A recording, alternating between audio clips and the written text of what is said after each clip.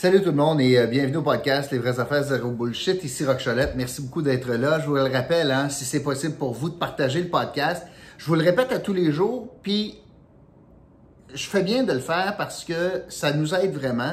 C'est pas grand-chose de votre part. Dans vos médias sociaux, simplement partager le podcast, ça nous aiderait. Ou interagissez avec le podcast, des likes, des questions, des commentaires. Tout ça, c'est très, très bon. Aujourd'hui, je voulais vous parler que d'un seul sujet, mais je ne suis pas capable. Il y en a trop dans l'actualité. Alors, je vais vous parler de trois choses. Premièrement, la nouvelle de la journée. On nous l'annonce depuis hier. Il s'agit de Pierre Fitzgibbon, qui sera de retour au Conseil des ministres comme ministre de l'Économie. C'est quoi l'histoire? Alors, Pierre Fitzgibbon, c'est un député de la CAQ qui a été ministre depuis le début. Durant le mandat jusqu'au mois de juin, il était en contravention avec le Code d'éthique des élus de l'Assemblée nationale. C'est quand même pas rien, là. Le livre de règlement sur l'éthique. Lui, il était en dérogation de ça.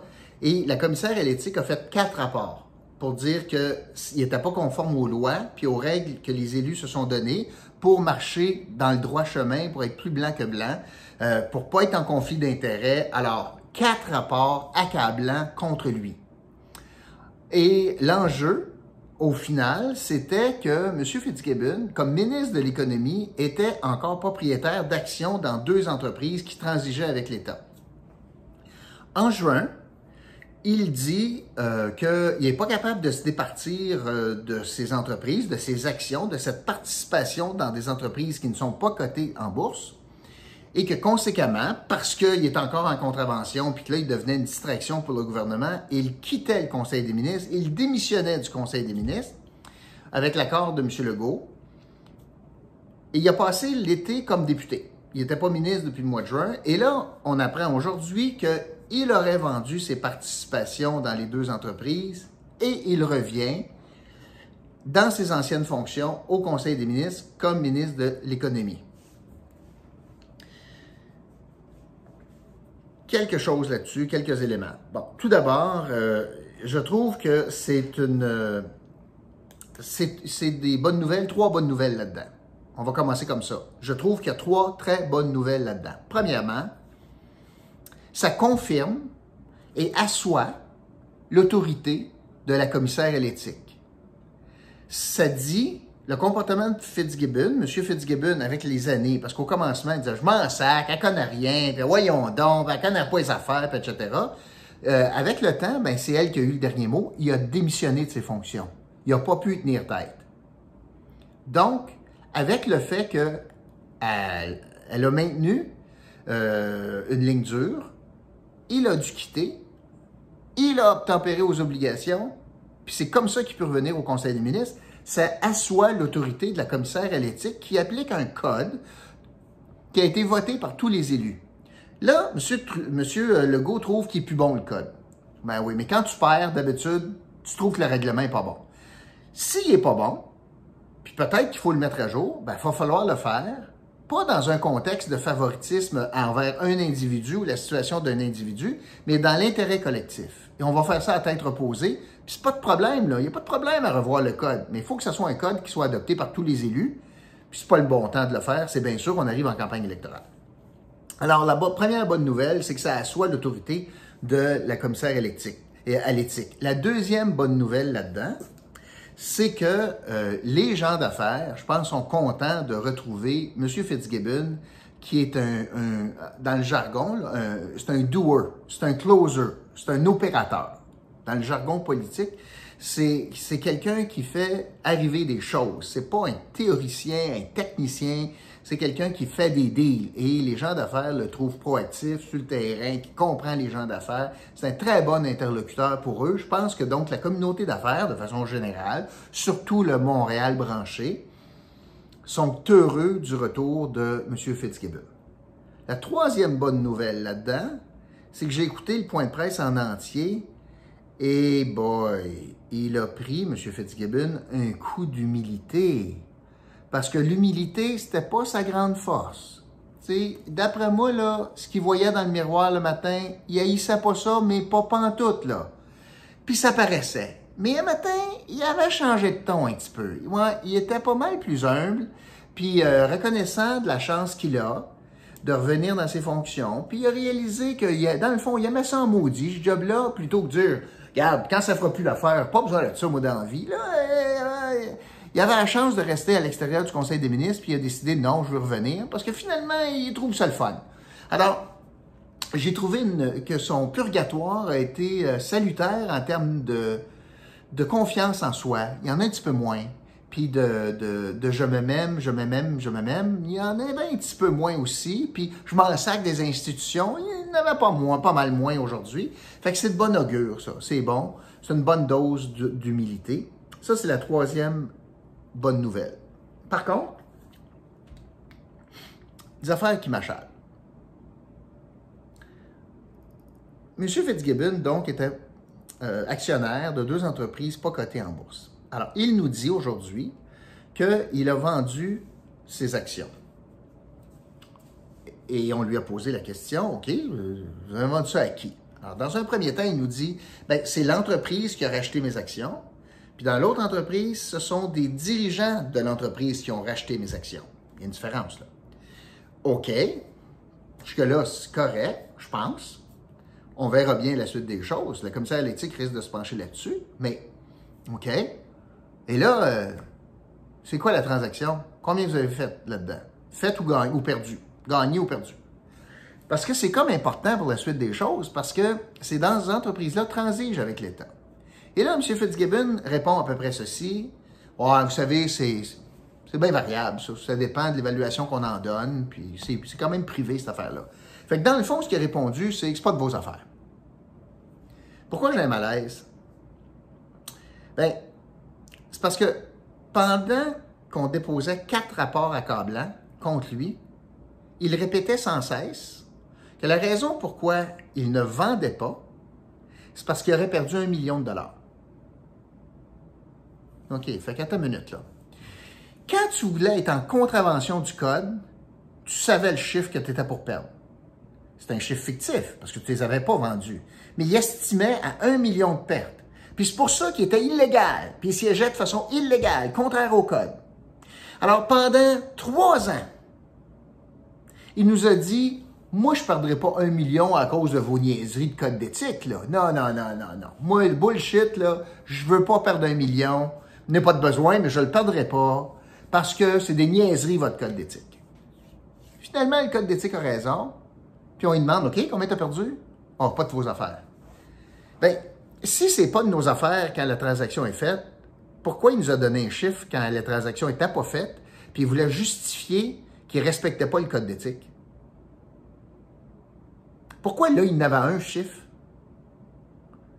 Ça se peut-tu parce qu'il a fait de l'argent? C'est parce que s'il a fait de l'argent, c'est correct. Mais s'il en a perdu, c'est correct aussi. Reprenons.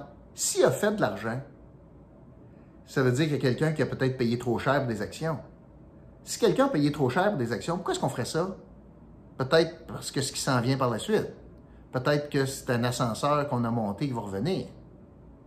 S'il a perdu des actions, il va-tu leur en vouloir? Le fait que M. Fitzgibbon ait décidé de parler du quantum de sa perte pour justifier son inaction face au code d'éthique le rend inéligible de rester muet aujourd'hui. Il ne peut pas aujourd'hui dire que ce n'est pas de vos affaires. C'était de nos affaires en Christophe quand il ne voulait pas obtempérer au code d'éthique. Moi, ça se fait que ça ne l'est plus. Alors, il y a anguille sous roche, il y a une question à poser, il y a une réponse à avoir. Ça, c'était pas fort aujourd'hui. Je vais vous dire, en termes, encore une fois, de transparence, on repassera. Poursuivons. Aujourd'hui, pourquoi aujourd'hui? Pourquoi l'annonce est faite aujourd'hui? Je comprends que c'est un mercredi puis qu'il voulait au Conseil des ministres. Je comprends ça. Est-ce que la réponse, c'est la transaction s'est faite à 11h54 hier soir, 23h54, puis on l'a annoncé un matin? Je pense pas. Parce que le commissaire à l'éthique a été informé de cela. Fait qu'il y a une décision stratégique de le faire aujourd'hui. Qu'est-ce qu'il y avait aujourd'hui? Pourquoi je pose la question? Attends une minute. Ah oui!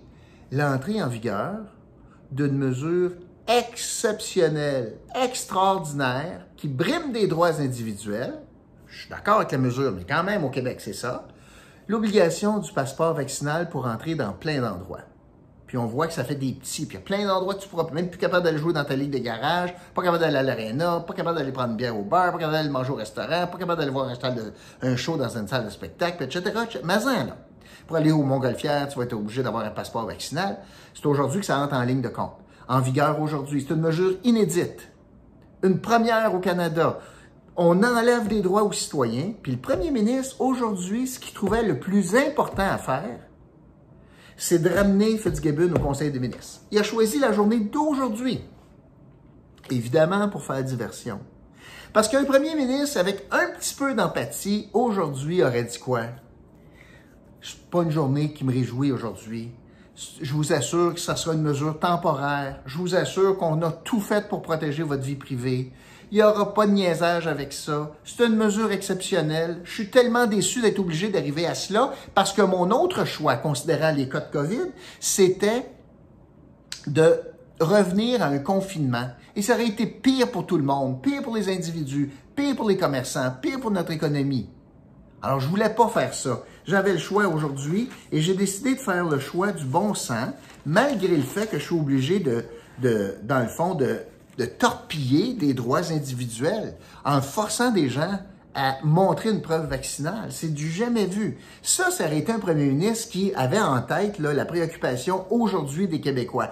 C'est quoi le talk of the town aujourd'hui? Les Québécois sont la priorité aujourd'hui, ça parlait de quoi? C'est pas du retour de Pierre Fitzgibbon. Encore une fois, c'est de la stratégie pure politique de diversion. M. Legault commence à être un expert là-dedans. Ça doit cacher quelque chose. Parce qu'il n'y avait aucune raison qu'ils choisissent aujourd'hui pour faire ça. Fait depuis le mois de juin qui est parti, là, c'est pas une semaine de moins, une semaine de plus, 2 jours de plus, 2 jours de moins qui aurait fait une différence. Non, il a choisi ça aujourd'hui. En parlant de passeport vaccinal, donc aujourd'hui, c'est mon deuxième sujet, je pense que, bon, je vous le répète, là, le choix gouvernemental, c'est sûr que c'est pas ça qu'on souhaiterait. Là.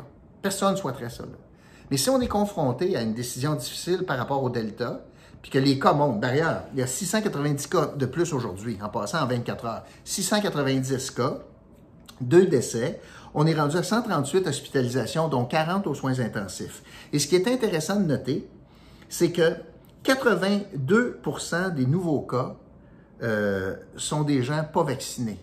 Il y a seulement que 18% des cas de COVID, pas d'hospitalisation, mais des cas de COVID, 123 sur 690 qui ont eu 2 doses. Donc, 80, les chiffres importants, là, les gens qui pognent la COVID aujourd'hui, c'est du monde pas vacciné. Plus que 8 sur 10, c'est des gens non vaccinés. Parce que le vaccin, qu'est-ce qu'il fait? Il n'empêche pas de la pogner, il empêche d'être bien malade. Donc, il empêche d'occuper un lit d'hôpital. Donc, il empêche d'être surchargé dans les blocs COVID des hôpitaux, ce qui nous permet de continuer des services de santé un peu plus normaux dans le restant des étages puis des opérations à effectuer à chaque jour. Opérations hospitalières à effectuer à chaque jour. Je ne vous parle pas de l'Outaouais qui est un cas d'espèce. Mais le reste du réseau au Québec, l'objectif, c'est de diminuer les hospitalisations. Le vaccin fait sa job. Contre la COVID variant Delta, le gouvernement probablement avait 2 choix. Rien faire, laisser le variant arriver, puis on verra qu'est-ce qui arrive dans nos hospitalisations, particulièrement pour les non-vaccinés. Puis tout le monde se rassemble partout, dans les restos, ah ouais donc, vacciné, pas vacciné, puis on verra ce qui arrive. Le gouvernement avait le choix de faire ça, puis si jamais ça pétait, confiner tout le monde. Ou dire, ben, il y a moins de risques entre vaccinés, mais je vais leur permettre d'être ensemble. C'est le choix qu'il a fait. À contre-cœur, sûrement. Ici, c'est l'intérêt collectif contre l'intérêt individuel. En matière de pandémie, là, le poids est plus grand ici, en matière d'intérêt collectif. Donc, aujourd'hui, c'était jour 1. Il reste encore beaucoup de détails, des applications. Comment est-ce qu'on va faire ça? J'écoutais les gens de Branche Ouvrière puis de Slush Poppy qui trouvaient ça, mon Dieu, compliqué! Ouvre avec une porte, c'est tout, puis contrôle ça à l'accès, à l'entrée. C'est pas compliqué, là. Puis bullshit, il y a du monde qui prennent du take-out dans la cantine de l'aréna. Ben voyons donc, tu sais. Non, mais quand tu veux pas jouer à la balle, tu veux te faire passer en victime, mais c'est l'histoire de VMSO, la victime. VMSO et victime, c'est le même mot, mais j'y reviendrai. Donc, ça s'est assez bien passé aujourd'hui. Et j'ai une question, je veux terminer sur ce sujet-là. Et j'ai une question pour tous ceux qui sont contre le vaccin, contre le passeport vaccinal plutôt, et qui argumentent des droits individuels. J'ai juste une question pour vous. Quelle était votre opinion sur la loi 21, sur la neutralité religieuse de l'État, où on a enlevé des droits constitutionnels de liberté de religion, puis on dit à du monde, tu vas perdre ta job si tu as une croûte dans le croix pour enseigner au primaire. Parce que c'est ça 21, là, OK? Parce que vous en souvenez pas peut-être, là. Mais vous, là, qui clamez haut et fort des libertés individuelles pour peut-être rendre du monde malade puis occuper un lit d'hôpital, là, quand même pas mal plus important que de porter une croix dans le cou, là. Mais vous autres, là, je m'adresse à vous autres, là, hein, les récalcitrants, là, dans mon livre à moi, les égoïstes, là. Vous pensiez quoi? Est-ce que vous avez monté aux barricades pour 21? Avez-vous fait des posts Facebook sur 21 pour défendre le droit de la Constitution canadienne puis nos droits et libertés individuelles protégés dans la Charte? Avez-vous fait ça? Non. Pourquoi vous n'avez pas fait ça? Parce que ça ne vous touchait pas. Fait qu'arrêtez de me parler de vos droits de façon générale, les droits individuels. Non. C'est parce que ça vous affecte vous autres. La croix dans le cou, t'étais pas prof, tu t'en sacres bien comme dans l'an 40. Puis si on enlève des droits de religion au Canada, ben, c'est pas grave, c'est les musulmans, n'est-ce pas? Là, c'est drôle, ça touche ton droit à toi. Puis là, dans le fond, ce que tu revendiques, c'est le droit de contaminer quelqu'un, puis le droit d'occuper un lit d'hôpital, puis le droit d'être bien malade. Comment? Alors aujourd'hui, ce que je constate, là, c'est que les gens qui ont fait le choix de ne pas être vaccinés, puis c'est encore un choix, l'obligation n'est pas là, l'obligation vaccinale n'est pas là au Québec, pas plus qu'au Canada, bien votre choix, bien, vous allez l'assumer. Vous allez être empêché de faire plein d'affaires parce que c'est votre choix. Dans ce sens-là, on respecte votre choix. Et vous allez vivre avec. En faisant cela, ça permet à tout le monde qui sont vaccinés d'être pas mal plus sécuritaires quand ils vont au resto, dans le bar. Pas mal plus sécuritaires quand ils vont travailler également pour les endroits qui exigent la vaccination. Dernier sujet dont je veux vous parler, c'est rapidement incroyable. Le Bloc québécois. La déroute de cette campagne-là, le chef Yves-François Blanchet a toute la misère du monde avec le 3e lien à Québec. Puis là, il était à Sherbrooke hier. Imaginez ça. Il s'en va faire un point de presse à Sherbrooke, puis en arrière de lui, il y a ses candidats. Bon, pourquoi on fait ça? Bon, nous autres, en politique, on appelait ça faire les plantes vertes, là. Moi, j'étais très bon, là.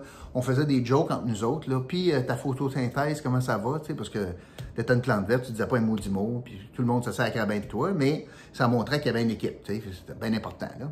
Correct, mais ça fait partie de la game. Au lieu de mettre un palmier, il mettait rock, là, tu sais, correct. Sauf que là, à Sherbrooke, il a voulu faire ça, il a voulu faire une démonstration, regarde mon équipe. Et là, parmi les gens qu'il y a là, il y a une madame qui s'appelle Ansaf Edar. C'est la femme de Raif Badawi, qui est emprisonnée depuis 9 ans en Arabie Saoudite. Et on revendique donc sa libération. Elle milite pour sa libération, etc., etc. C'est correct. Puis là, elle est candidate du Bloc québécois. Et la petite affaire, c'est qu'en 2018, elle a appuyé Maxime Bernier. On s'est entendu que Maxime Bernier puis le Bloc québécois, là, on est à des années-lumière des valeurs. Tu sais, c'est des années-lumière. C'est comme le Canadien de Montréal contre les Loups de ma chambre à Tombe 2B. C'est comme, OK, on s'entend-tu, là, c'est deux mondes. Et les journalistes, pendant que M. Blanchette avait terminé, puis il était au lutrin, puis on dit hey, « Madame Edard, on voudrait savoir... » Comment ça se fait que vous avez appuyé M. Maxime Bernier en 2018? Et là, le chef, Blanchette, a refusé qu'elle s'adresse aux médias. Imaginez, là. C'est lui qui demande d'être là. Il y a une question pour elle, puis il dit non, toi, non. C'est moi le chef, c'est moi qui parle. Le journaliste, oui, mais c'est parce que c'est à elle qu'on parle. Non. Et ce qu'elle a dit, c'est on ne fera pas ça ici, madame. Madame étant la journaliste qui pose la question. Alors qu'il faisait un point de presse sur l'égalité des sexes et la liberté d'expression. Faut-tu le faire? L'égalité des sexes et la liberté d'expression, alors qu'il muselle sa candidate, qui est derrière lui, qui l'a invité au point de presse, puis il dit non, vous ne lui parlerez pas, vous l'appellerez au téléphone. Et là, on a des journalistes nationaux qui ne sont pas dans Sherbrooke à tous les jours. Je peux comprendre pour un journaliste local. Mais pour un journaliste national, c'est assez intéressant de poser la question alors que le chef est là. Comment ça se fait qu'en 2018, tu trouvais Maxime Bernier avec des valeurs bien différentes, très, très bon? Incroyable. Alors, Yves-François Blanchette qui muselle des candidats. Imagine, t'es candidat, tu te fais museler. Imaginez qu'est-ce qui va arriver au caucus si jamais elle se fait élire. Elle ne pourra pas dire ce qu'elle pense. Hein? Mais c'est une vraie démonstration du leadership d'Yves-François Blanchette, puis une campagne sous le ton de l'arrogance, sous le ton de « c'est moi le chef, c'est moi qui mène ». Le pont, le tunnel à Québec, je trouve que c'est une bonne idée écologique, imaginez ça. Le parti dans tous ses états. Ici, Geneviève Nadeau se bat contre un pont parce que c'est pas pour l'environnement, mais un tunnel, par exemple, de 10 milliards, ça, c'est bien pour l'environnement. En tout cas, ils s'en vont partout, tu sais, all over the place, le Bloc québécois. Mais ça, c'est une cerise sur le Sunday. Dire à la femme de rêve, Badawi, toi, ta gueule, t'as pas un mot à dire, même si on te pose une question. J'ai jamais vu ça dans un point de presse. Moi, je me souviens même d'un point de presse qu'on a tenu à la STO. Et Charlotte Lécuyer, feu Charlotte Lécuyer, M. Charest fait un point de presse, on est toutes là, nous autres. Puis là, tout à coup, il y a une question, parce qu'elle a fait une déclaration, Charlotte, qu'on n'avait pas tous besoin d'un médecin de famille au Québec. Puis là, ça avait fait scandale. Puis ils ont posé la question, qu'est-ce que vous voulez dire, ça n'a pas de bon sens. M. Charest n'a pas dit, toi, Charlotte, ta gueule. Charlotte est venue au micro pour essayer de t'expliquer. Ben, Yves-François Blanchette, lui, il a dit, hey, ma candidate, toi, ta gueule. Mon commanditaire aujourd'hui, cette semaine, 3R Québec, récupération, justement, on parle d'environnement, récupération, réutilisation, on utilise vos choses que vous avez plus de besoin, des meubles, des bibelots, des jouets, des vêtements, des bottes, peu importe, là, des équipements de sport, amenez ça à 3R Québec, regardez le site, vous allez trouver toutes sortes de localisations pour déposer vos choses, puis ça va être réutilisé, puis offert à des prix bien raisonnables. Alors voilà, c'est ce que je voulais vous dire aujourd'hui. Merci d'avoir été là. Demain, jeudi, ce sera le débat de TVA, donc j'en parlerai vendredi. J'ai hâte de vous retrouver donc demain pour un autre podcast, Les vraies affaires, zéro bullshit. Salut tout le monde.